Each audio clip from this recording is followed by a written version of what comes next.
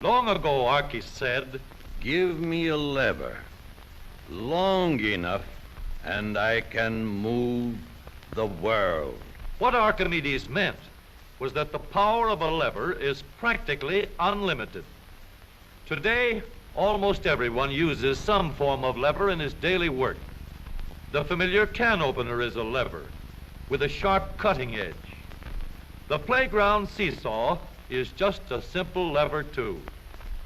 It takes a lot of force to start a freight car moving, yet the railroad man can start the heaviest freight cars easily with a pinch bar, a powerful lever which turns the wheel.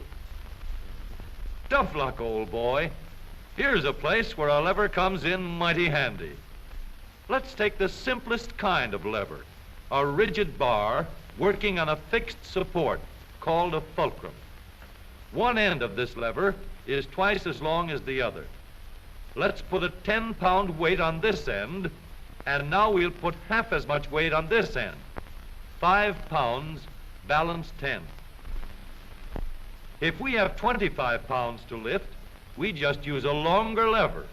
The 5 pounds will now balance 5 times as much. Let's raise the lever in the air, change its shape a little, and we have a crank. Or we can add a second lever and have a double crank. Now the short arm moves 1/4 the distance, but we get 4 times the force. If we want continuous motion, we need more arms. Now we have levers that turn. The larger paddle wheel makes fewer turns, but it delivers more force. A paddle wheel is nothing but a never-ending series of levers. We can make the wheels stronger and lessen friction where the wheels touch each other by rounding off the edges and shaping them into teeth that will slide in and out smoothly. Now, the power flows smoothly and continuously through spinning leverage of gear wheels. Gears are made in many kinds and many sizes. Little gears, big gears, worm gears, bevel gears, and even lopsided gears. Over 100 million gears are spinning over the roads in the transmissions of our automobiles. The transmission is located right at the bottom of the gear shift lever. Let's start from scratch and put together a model of the gears that we shift in our motor car. The shaft on the left comes from the engine. The shaft on the right carries the power back to the rear wheels. To connect these two with gears, we'll need another shaft, known as a counter shaft. These two gears carry the power from the engine shaft to the counter shaft and are always connected or in mesh. This gear on the drive shaft going to the wheels is free to turn around the shaft. We'll put it in mesh with another gear on the counter shaft. These gears are always in mesh.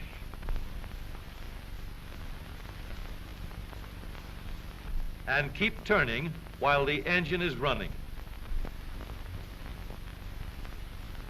To switch from one set of gears to another, our transmission needs a short shaft like this, known as a clutch sleeve.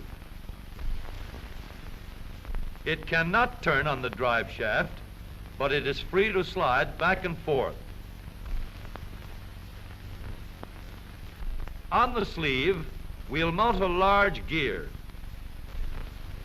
which we can shift back and forth to mesh with the small gear in the middle of the counter shaft.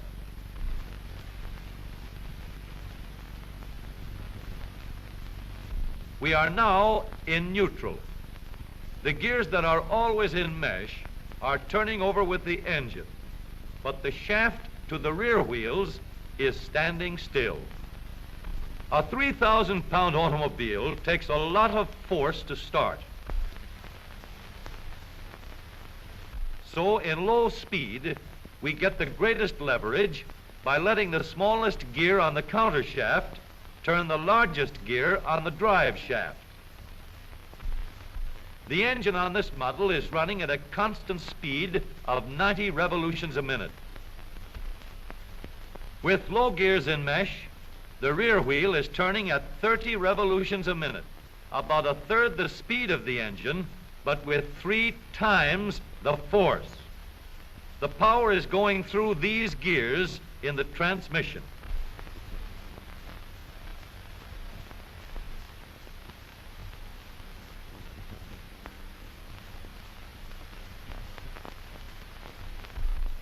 After we've started the car rolling, we want fast pickup. So we shift into second by sliding the sleeve backward to mesh with this gear on the shaft to the rear wheels. The wheel is now turning at 60 revolutions a minute, and the power flows through these gears.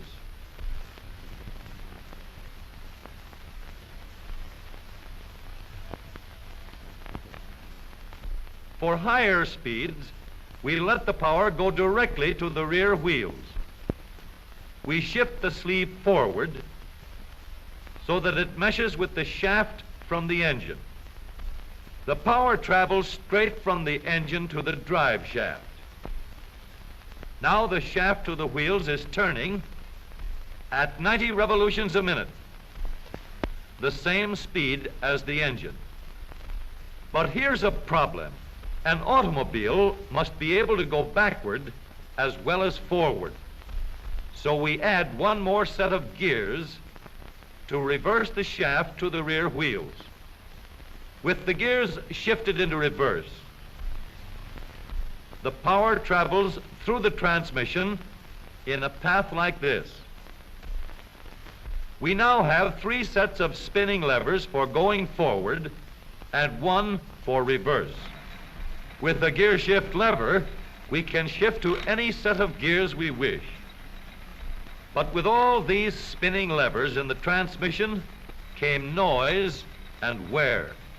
Experts could shift gears quietly by careful timing of the gear shift and the engine speeds, but most of us made plenty of noise until new engineering developments made possible the long series of improvements that followed. When we shifted gears, we got a clash because the gears were not running at the same speed. In other words, not synchronized. So engineers set to work to develop a synchronizer. The synchronizer works like a cork twisted into the top of a bottle. The cork will turn until it is so tight that the bottle turns with it. Synchro mesh works the same way. When we shift into second or high, the synchronizer brings the gears to the same speed before they come together. The drums won't let the gears shift unless they are turning at the same speed. When the gears come together, there is no clash, and the shift is made quietly and easily.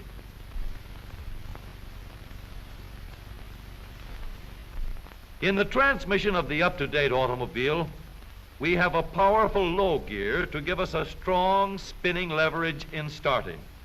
A fast-turning motor must set the weight of the car in motion. In second speed, we can change leverage to get going fast at the same engine speed. With the leverage of third gear, power goes directly to the rear wheels, and we can go as fast as we want. Now every driver can shift gears at any time, regardless of speed.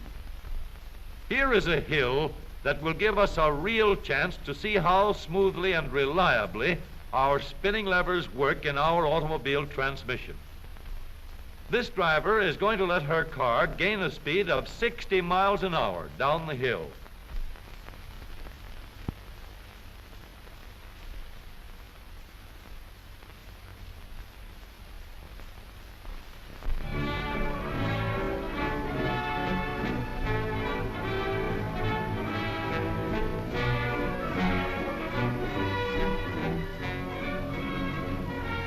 Then she will shift into second speed and bring her car easily and safely under control before